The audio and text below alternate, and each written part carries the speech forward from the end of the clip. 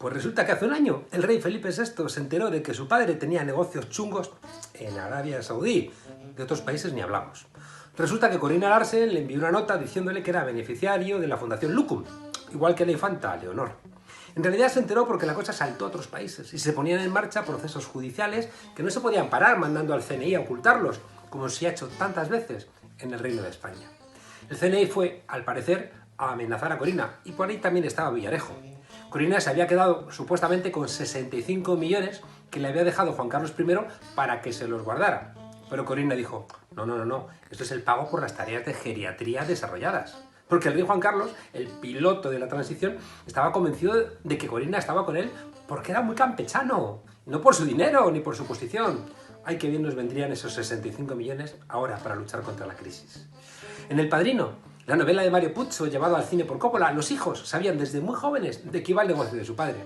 Incluso iban preparándose desde niños para meterse en el business o para, llegado el caso, sustituir al patrone cuando faltara. Si alguien se metía en la familia por las cosas del amor, el yerno también podía entrar en la profesión, aunque siempre le pedían moderación y prudencia. En España, cuando procesaron a Urdangarín, en una ocasión llegó a decir, todo airado, «¿Pero por qué los demás hacen lo que les da la gana? Mucho más que yo, y es a mí a quien procesan». Pues ay, Urdangarín, porque como bien se cuenta en El Padrino, que me consta que es lectura obligada de las casas reales, cuando te casas con alguien de la familia, estás prestado en la familia, pero no eres pata negra. Decía Talleyrand, el canciller francés con la Revolución Francesa y con los reyes, es costumbre monárquica el robar, pero los Borbones exageran. ¿Cuántas veces he repetido esta frase? Como ha recordado hace poco un constitucionalista de verdad, los Borbones suelen morir fuera de España, y los que se mueren aquí es porque no han podido marcharse de España, del pueblo. De hecho, Isabel II, Alfonso XIII, vivió y murió fuera Juan de Borbón, y Juan Carlos I vivió una parte importante de su vida fuera de España, porque vivir en la España de Franco era estar exiliado del país de verdad, de la España de verdad, en la que nos reflejamos. Porque paradójicamente esa España en la que nos reflejamos hoy estaba en la cárcel, perseguida, torturada, silenciada o en el exilio. Por cierto, como dijo Antonio Machado, Alfonso XIII no se le echó de España por rey, se le echó por ladrón. En mitad de la crisis del coronavirus, Felipe VI dice que su padre hizo negocios ilegales, supuestamente. Si no, no entendemos tu comunicado. Y que entonces renuncias a ese dinero. No tienes que esperar a que se muera. Es todo bla, bla, bla. ¿Por qué no renuncias a la corona? Que viene igual de sucia que esos negocios. O todo o nada. Porque la transición fue una restauración monárquica. Cuidado, que eso de que fue pacífica, 300 ciudadanos asesinados por la derecha y por las fuerzas de seguridad franquistas. A los españoles nos ofrecieron salir de la dictadura votando. Pero la cosa venía con rey. Y, si decíamos que no, con ruido de sables. Lo curioso no es lo que hicieron los Borbones.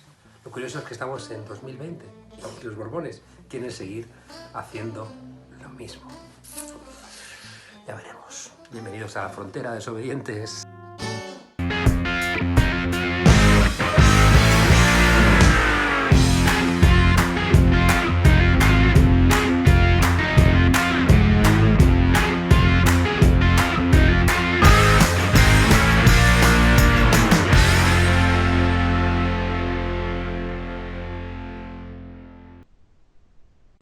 Buenas noches, estamos con Enrique Santiago, secretario general del Partido Comunista de España y diputado por Unidas Podemos, en el día en que se han anunciado, bueno, pues una partida de 200.000 millones de euros, el 20% del PIB, después del estado de alarma. Y parece, no sé, Enrique, ¿cómo lo ves tú?, que hay algo diferente entre cómo se pretende salir de esta crisis y cómo se salió en 2008.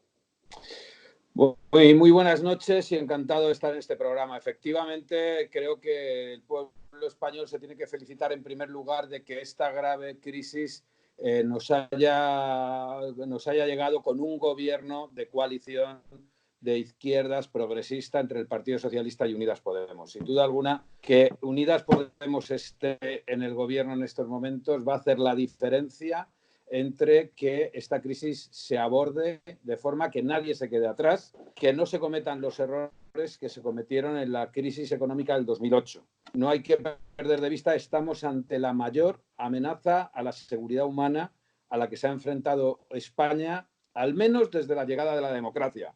Esto obviamente se manifiesta como una pandemia, como una gran crisis sanitaria, pero sus consecuencias son también económicas, sociales y laborales, y son tan graves o incluso más que las propias consecuencias sanitarias. Y afortunadamente hay un gobierno que va a esforzarse y a priorizar las personas y especialmente a los más vulnerables, a los que tienen más situaciones de vulnerabilidad social o ven peligrar más sus derechos debido a las políticas de recortes y de privatizaciones del sector público que hemos vivido estos años. La primera experiencia o la primera enseñanza de estos años tiene que ser que el Estado no puede adelgazarse, que debilitar el sector público nos hace muy vulnerables, nos hace perder condiciones de seguridad humana.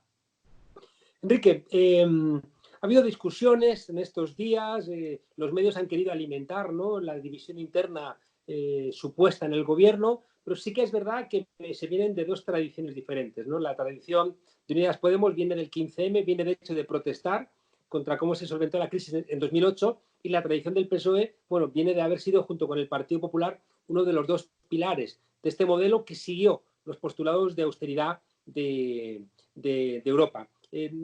¿Tú nos puedes contar si realmente estas discusiones implican transformaciones reales en lo que se puede hacer y lo que no se puede hacer? O dicho de una manera más clara, ¿se podría haber ido más lejos en caso de que hubiera habido un gobierno más escorado hacia la izquierda? Bueno, sin duda alguna, cualquier gobierno responde a unos equilibrios y a unas correlaciones de fuerzas, no cabe duda ninguna. Pero también hay un programa político que es lo que sustenta y ha permitido que este gobierno comience a funcionar. Y ese programa se basa fundamentalmente en una política de expansión presupuestaria y de fortalecimiento de los derechos sociales, de garantía de los derechos sociales para todo el mundo. Evidentemente, esta situación no estaba prevista en el programa, pero había unos principios previstos en el programa. Y Unidas Podemos estamos trabajando por fortalecer y defender este gobierno. No perdemos de vista que desde el primer momento en el que ha estallado la crisis por la pandemia, la oposición, la derecha española, ha sido tan miserable que ha pretendido convertir esta situación en una crisis de gobierno. Ha pretendido volver a las políticas neoliberales, haciendo un llamamiento al Partido Socialista para que rompiera el acuerdo de gobierno y constituyera lo que ellos llamaban un acuerdo de concentración nacional, como si ellos fueran los que representaran a la mayoría de los españoles y las españolas. Evidentemente tenemos una tradición distinta que el Partido Socialista, pero tenemos un programa, un acuerdo programático común y sobre todo somos una fuerza leal a España y leal a todos los votantes del Partido Socialista y de Unidas Podemos, que muy mayoritariamente quieren que este gobierno progresista sea el que garantice los derechos para todos los españoles. Llama la atención que las medidas de Italia o las medidas de Francia o Alemania, con gobiernos conservadores, pueden parecer en algunos casos más profundas que las que ha aprobado el gobierno de España. Estamos ante el primer paquete de medidas sociales, el que se ha aprobado. O sea, no es lo definitivo, es el primer paquete. No, por supuesto. Es el primer paquete de medidas sociales que se ha aprobado apenas hace 2 horas. Y este primer paquete de medidas sociales son 200.000 millones de euros. Por supuesto, hay muchas más medidas que es importante que vayamos poniendo en marcha, pero también es verdad que no estamos en condiciones, en una emergencia sanitaria de este calibre, en poner todas las medidas en marcha de un día para otro. Es más, Unidas Podemos, lo que estamos haciendo desde el primer momento es poner a toda nuestra organización, todas nuestras redes, todas nuestras confluencias, los movimientos sociales con los que trabajamos, a detectar los problemas concretos que está habiendo con la puesta en marcha del decreto de estado de alarma. Y estamos poniendo en marcha un sistema de recoger esas preocupaciones populares ciudadanas para que en tiempo real se sistematicen y lleguen al Consejo de Ministros. Claro, eso es muy importante, ¿no? Porque es casi imposible hacer la casuística de todos los problemas, ¿no? Entonces, yo he visto en estas 2 horas cientos de personas con problemas particulares que están esperando saber si les cubre a ellos o no les cubre a ellos estas medidas. Se presupone que, si he visto bien las cifras, estamos hablando de un 13% del Producto Interior Bruto francés y un 20% del Producto Interior Bruto español. Así es el mayor esfuerzo presupuestario que se ha hecho en este país desde que hay democracia, destinándolo a una emergencia. Y nosotras y nosotros defenderemos que si hay que ampliarlo, se amplíe, porque además todo ese dinero es una inversión.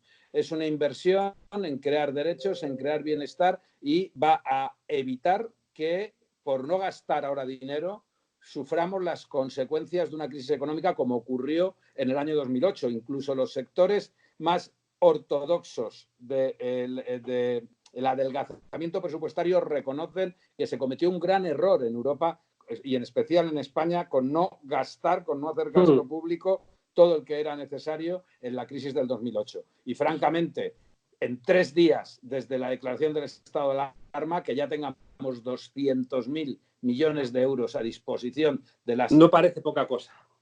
Necesidades sociales y populares. Así es importante, es una medida importante. Déjame preguntarte por cosas concretas. Moratoria de las hipotecas, es decir, a personas que hayan reducido sus ingresos o estén en situación de desempleo por el coronavirus. El tema de las hipotecas afecta directamente a los bancos. Bueno, así es. Evidentemente, los bancos van a tener que someterse a esta norma decretada en el estado de alarma, sin duda alguna. Igualmente, pues otros grandes monopolios también van a tener que aportar. Por ejemplo, también hemos acordado que no se va a cortar ningún suministro energético, eléctrico, de agua a ninguna familia, a ningún hogar en situación de vulnerabilidad social anterior o actual a consecuencia de este evidente parón que va a haber de la economía. Y los bancos están en mora con todos los españoles. Ya les aportamos casi 60.000 millones de euros en la anterior crisis que todavía no han devuelto. Se planteaba siempre que, claro, este tipo de decisiones de impedir que las grandes empresas suministradoras de luz, gas y agua, algunas que funcionan en régimen cuasi de monopolio y que tienen en sus consejos de administración, bueno, pues a expolíticos, no parece una medida tampoco menor. Bueno, es la primera vez que se toma una medida de estas características. En todo caso, nosotros, Unidas Podemos, hemos defendido en nuestro programa electoral que avancemos a la puesta en marcha de un sector público energético que garantice la soberanía del Estado y nuestra soberanía social e industrial. Al igual que ocurre en otros países de Europa, por ejemplo, en Italia. En Italia pues hay una gran empresa pública eléctrica, con lo cual no tiene sentido que en España nos hayan hecho creer que las normas de la Unión Europea impiden que también aquí haya una gran empresa pública eléctrica, ¿no? Al igual que creemos que esto es una oportunidad también para recuperar un sector financiero, bancario, público. Creemos que esto es una oportunidad para recuperar un sector público energético que existe en otros países de Europa. Por ejemplo, en Italia. Italia tiene una gran empresa pública energética de electricidad y, sin embargo, en España nos habían contado que las normas de competencia de la Unión Europea impedían que existiera ese sector público energético. Esto no es así y es un gran momento para recuperarlo. Igual que es un gran momento para recuperar un sector financiero, bancario, público, con unas funciones que hoy está teniendo que hacer, a consecuencia de la aprobación de este decreto de emergencia social, el Instituto de Crédito Oficial, pero que no es su función estrictamente. Y recordemos que tenemos una entidad bancaria todavía bajo control público, que es Bankia, que debe permanecer bajo control público más en este momento, y abrir el debate social de la necesidad de que España tenga una entidad financiera, un sector público financiero, porque es una cuestión de soberanía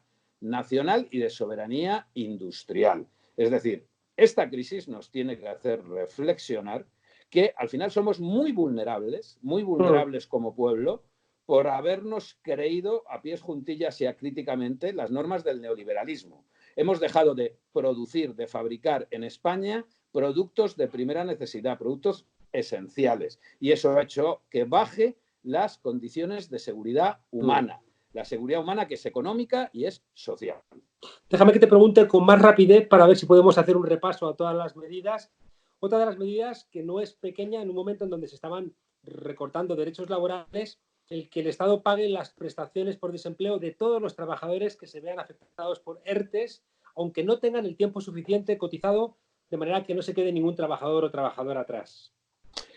Esta primera medida lo que está es recomendando a las empresas privadas que no despidan. No tienen por qué aprovechar esta coyuntura para despedir porque se están agilizando los ERTES, es decir, los mecanismos de suspensión temporal del contrato de trabajo, de forma que no signifique perjuicio ni para la empresa ni para el trabajador. El trabajador afectado cobrará el desempleo desde el primer momento, un desempleo aunque no tuviera derecho por llevar poco tiempo en el puesto de trabajo, y además no le restará de sus futuros derechos de prestación de desempleo. En un primer momento se pide a las empresas que hagan este esfuerzo y no despidan.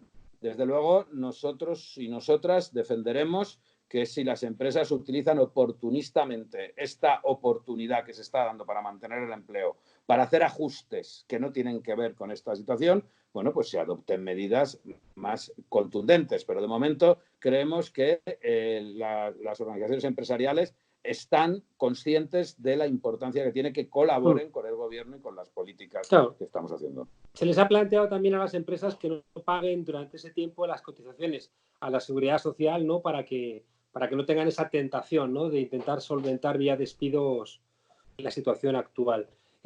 Otra idea es el apoyo, ¿no? al teletrabajo, que de alguna manera puede significar también una transformación profunda, ¿no? En el mercado laboral español.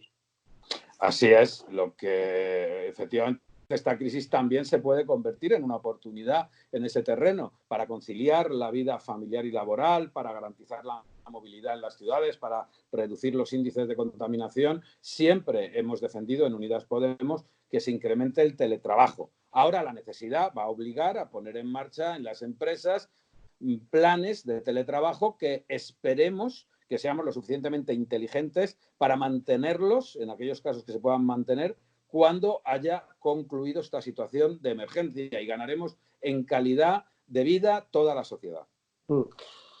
También existe el riesgo, Enrique, lo hemos visto en el caso de China, que ha sido muy espectacular cómo han solventado, ¿no? El problema de la crisis, pero también con una vigilancia personal que no coincide muy bien, ¿no? Con la forma que tenemos en Europa de leer los derechos civiles. Quizá también el teletrabajo o esa vigilancia, ¿no?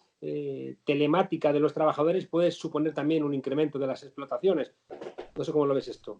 Bueno, las nuevas tecnologías evidentemente tienen el riesgo de una intromisión en la vida, en la intimidad de las personas, pero también las nuevas tecnologías, si hay un Estado fuerte y garantista de los derechos fundamentales, pueden utilizarse de forma que se salvaguarde la intimidad de las personas. De hecho, ya hay una línea jurisprudencial que establece cuáles son los límites, incluso el Tribunal Constitucional se ha pronunciado, cuáles son los límites de por ejemplo, de la utilización del correo del puesto laboral, del correo electrónico del puesto laboral por parte de las empresas y por parte de los trabajadores. Es decir, todo eso puede ir perfectamente, irse aquilatando, irse definiendo, pero lo importante realmente es acabar con una forma de vida que es insostenible, que no es sustentable y que está degradando el medio ambiente.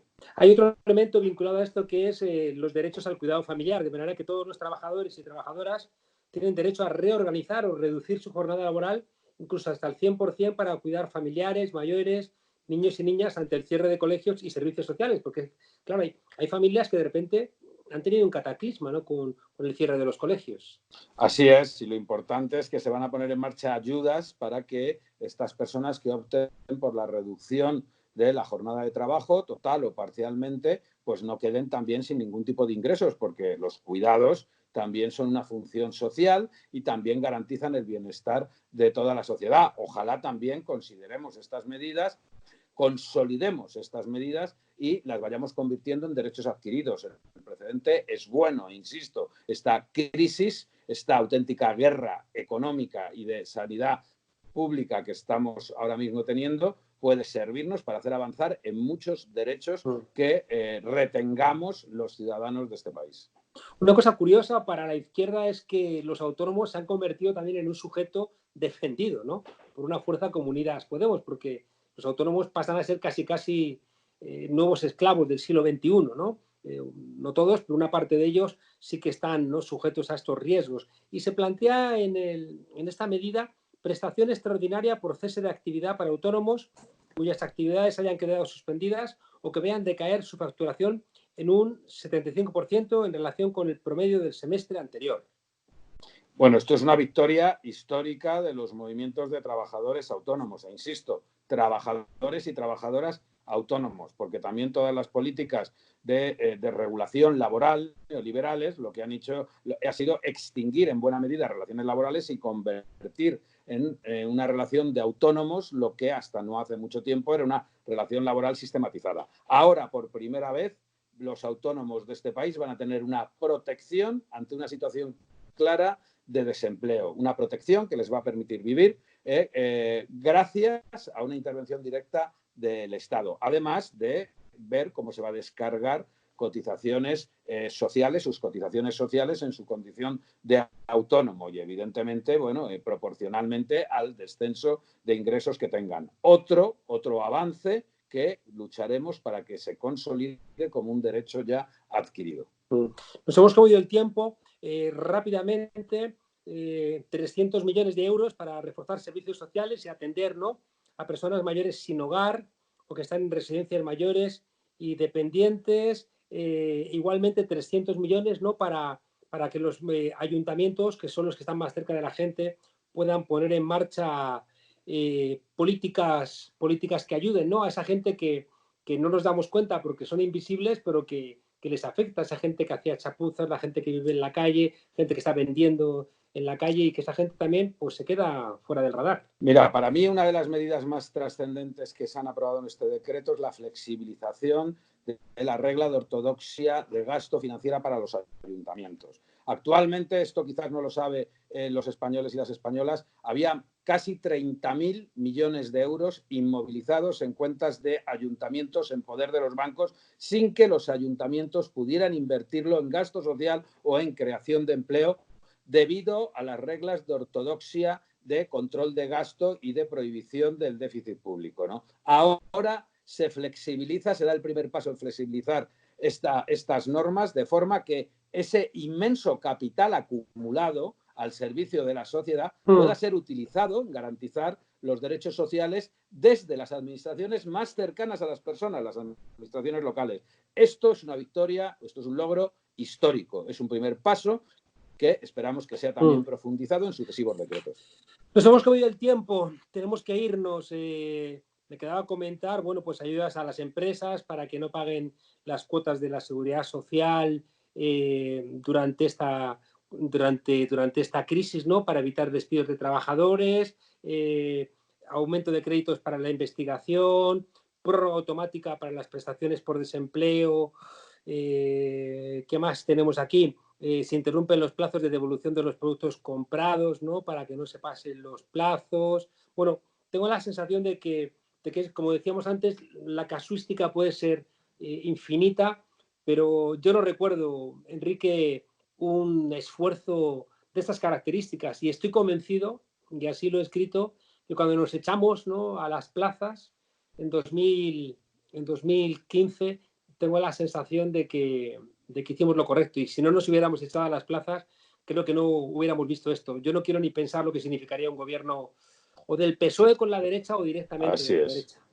No, yo francamente creo que lo importante es que nos demos cuenta que esto no es una tarea que podamos sostener en este momento simplemente las Unidas Podemos o este gobierno de coalición. Es una tarea que requiere sumar los esfuerzos de todo nuestro pueblo, de toda la ciudadanía, de los movimientos sociales, de los sindicatos, para que todos ellos se conviertan en una herramienta de seguimiento de este estado de alarma, de detectar problemas y de aportar soluciones, hacerlas llegar a este gobierno, que va a ser un gobierno, está siendo un gobierno de la gente, está siendo un gobierno de nuestro pueblo, para que podamos, cuando sea necesario, poner en marcha nuevas medidas y podamos corregir las que ya se han puesto en marcha si no estuvieran alcanzando el objetivo que tenemos. Pero yo acabaría con ese mensaje.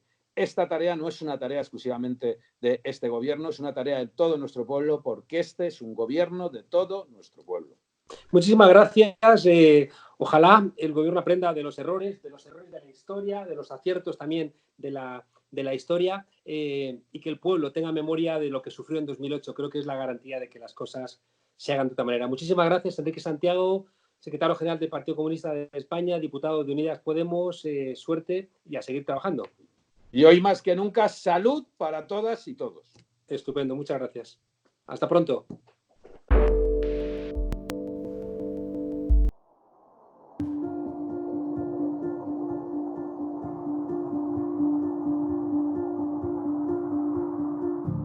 No podemos conducir por ti.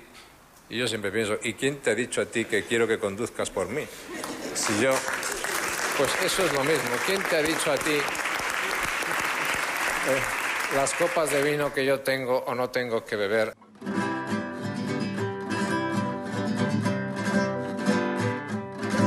¡Ole! Empezamos hoy esta nueva sección con Aznar. Claro, ¿con quién si no? Un personaje que siempre ha ido por libre. A él nadie le dice lo que hace. Bueno, que lo que tiene que hacer se lo va a decir nadie. Bueno, sí, Bush sí, pero eso se sobreentiende.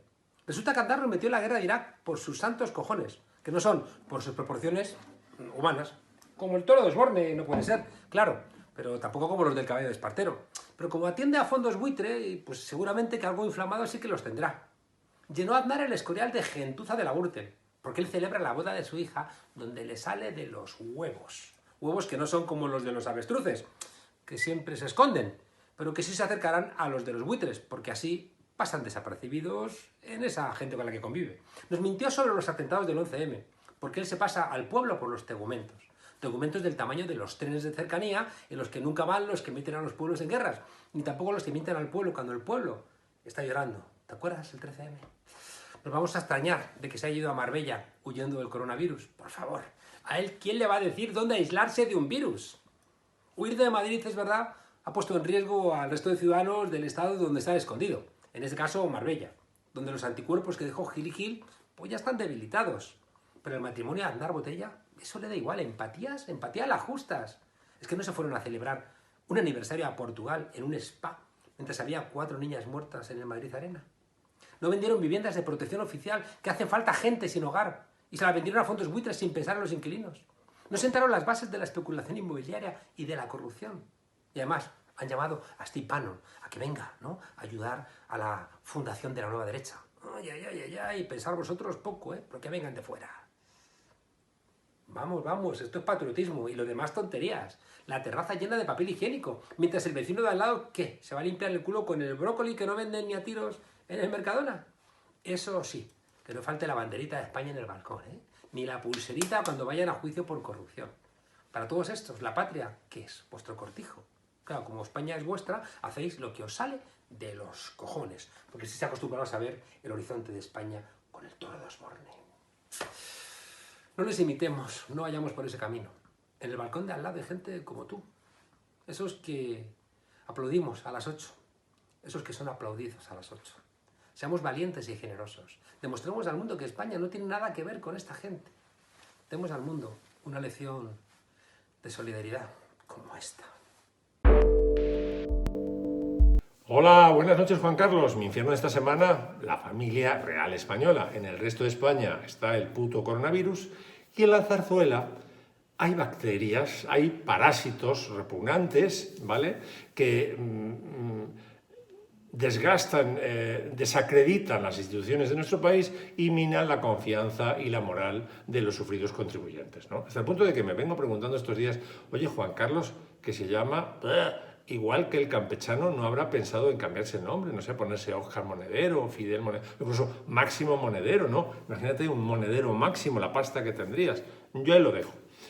Antes de sumergirnos en lo que yo creo que está pasando en la zarzuela, déjame evocarte un libro de cuentos de mi época, de los años 60, que se llama, en italiano el original, Fábula al teléfono, Cuentos al teléfono. Autor Gianni Rodari. Premisa: un padre que tiene una niña de 6-7 años se ve obligado a pasar muchas semanas alejado de ella, entonces para no dejarla sola, todas las noches pone conferencia y le cuenta un cuento muy divertido a la niña. Recuerdo, estamos en conferencia porque son los años 60, el cuento tiene que ser corto, pero es un Libro cojonudo. Lo cual me sugiere una profesión para estos días, que hay tanta gente sola, ¿no? Tanta gente o mal acompañada, que es contador de cuentos por teléfono. Tú me das 10, 20, 50, 100 euros, la voluntad, payo, lo que quiera.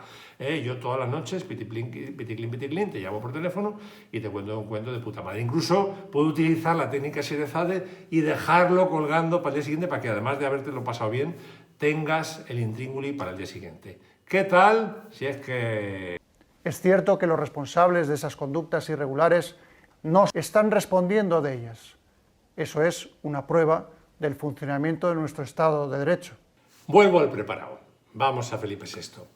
En un momento perfecto, idóneo, yo creo que mandatario, obligatorio para que aparezca Felipe VI, sirviéndose de la tele en todos los hogares españoles, se haga presente, ¿no? Que no espere a Nochebuena, por Dios, para expresar solidaridad, para llevar consuelo a millones de familias afligidas, que hay mucha gente que lo está pasando fatal, no solamente los que tienen fallecidos en la familia o enfermos, ¿no? Gente que se ha quedado sin trabajo, gente que está acojonada, no sabe qué va a ser de nosotros. No, lo que hace el tío es renuncia a aparecer por televisión y se encarga una pruebita a él y a la reportera de Televisión Española con la que vive en Zarzuela, que no es una prueba dolorosa, que provoque fiebre o que escueza, o una especie de ordalía con la que le diga al pueblo español, mira, yo también soy como vosotros, me someto a esta prueba. No, es la prueba del señorito, tío, que ha estado en contacto, 5 segundos con el parásito, con el bicho, vamos, con el virus, Leticia, con la ministra de Igualdad, Irene Montero, y es el quítamelo, que he estado 5 segundos en contacto con el virus. ¿Pero qué es eso, tío? ¿Qué es eso? Cuando hay mucha gente que, por ejemplo, el día del 8M estuvo en contacto también como Leticia, con la ministra de Igualdad, con el virus, y no tiene ni tendrá nunca posibilidad de hacerse la prueba, ¿no? O sea, y le llaman el preparado, pero ¿para qué estás tú preparado, Felipe VI? ¿Para qué? Pues como ya sé yo, ¿para qué? ¿Para salir por Cartagena como el bisabuelo?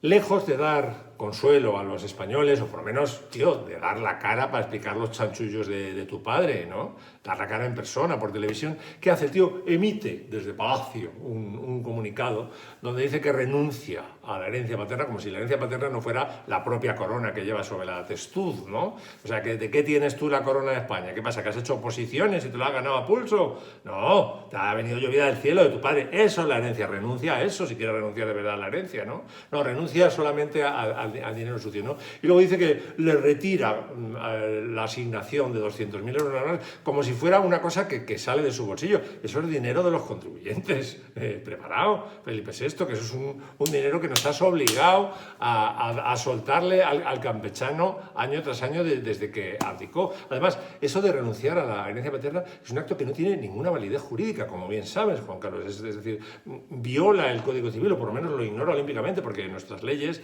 dicen que no se puede renunciar a una herencia más que cuando ya el que te hace heredar esta fiambre que vas a pasártelo por la piedra para que tenga validez. No. Con lo cual, como se queda en un acto de boquilla, lo de la renuncia, ¿qué podría pasar?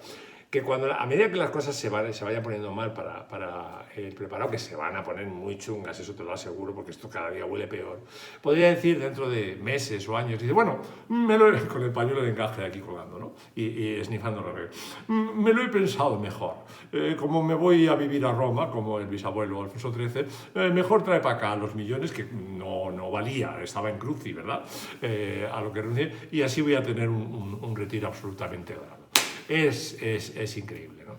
Qué bonito detalle haber, en cambio, convencido a su padre de que todo el dinero que tienen paraísos fiscales lo hubiera donado como reparación por este ultraje que está haciendo el pueblo español a la sanidad pública española.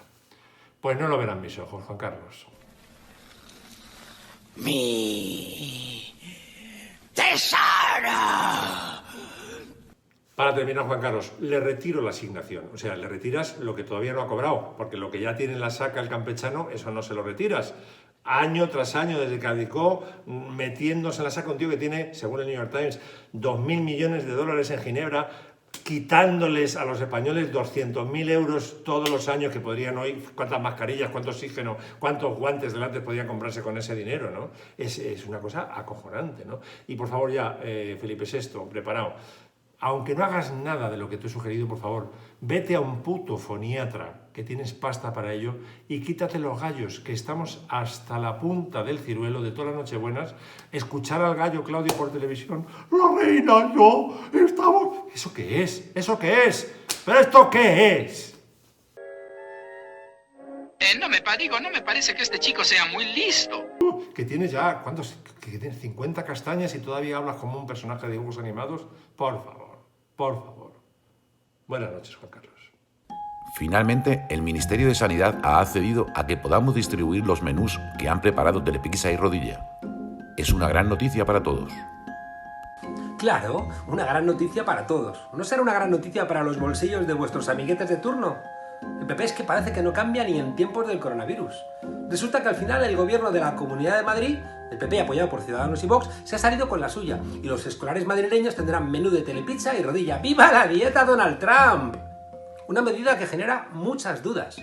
¿De verdad una empresa de comida rápida es mejor opción que una contrata especializada en menús escolares a los que habéis despedido? ¿No había otra posibilidad? ¿Quién garantiza que esta comida será sana y equilibrada? ¿Vais a mandar a Alberto Chicote a controlar lo que sale de esos fogones? La verdad es que esto huele un poquito a podrido. Y no lo digo por la comida. Este menú neoliberal, rapidito, barato y basura, tiene el aroma de aquellos aeropuertos de Castellón y Ciudad Real, o de la Ciudad de la Justicia, o de Terra Mítica, un robusta jaguar en el garaje y viaje a Disneylandia, todo incluido. Alguien ha sugerido que esto tiene pinta de ser el pago encubierto a un fondo buitre, a KKR, que controla el 84% de Telepizza y que casualmente también es el dueño de Caspio Sanidad, hoy IDC Salud, que es el mayor grupo de salud español, con 5 centros en Madrid. ¡Bingo! ¡Venga, salid a aplaudir al balcón, gente del PP! Dicen que estudiaron múltiples opciones y que esta fue la que mejor garantizaba el acceso a la comida de los menores. O esto o nada, dijisteis, ya, el acceso a la comida. Y luego que a la consulta también de un buen endocrino, eso sí, privado. ¿Y que tratará quién? La misma empresa, ¿no? Te envenenan y luego te curan los mismos. Ay, Díaz Ayuso, vale que a ti te guste el olor a dióxido de carbono en un atasco por la mañana. O que disfrutes con el chop chop de unas albóndigas precocinadas en el microondas con un poquito de ketchup. O que compres la Coca-Cola a granel. Pero no permitas que el colesterol y el azúcar invada las arterias de nuestros jóvenes. No tienes derecho, porque la salud no tiene precio. Y aquí resulta que no vale el veto parental, porque esos niños y jóvenes o comen en la escuela o seguramente no pueden hacer una comida completa. La salud de todos y todas, de jóvenes y mayores, nos compete a todos. No podéis jugar con eso. Hoy hemos conocido que al menos 20 ancianos han muerto y que más de 70 están contagiados por coronavirus en la residencia Montehermoso de Madrid, sin médicos ni ambulancias. Y las familias, claro, pidiendo ayuda desesperadamente a una Comunidad de Madrid que nos dice les ignora. Ya lo veis. Hay comida basura, pero también hay, que es peor todavía, política basura. Hasta mañana, desobedientes.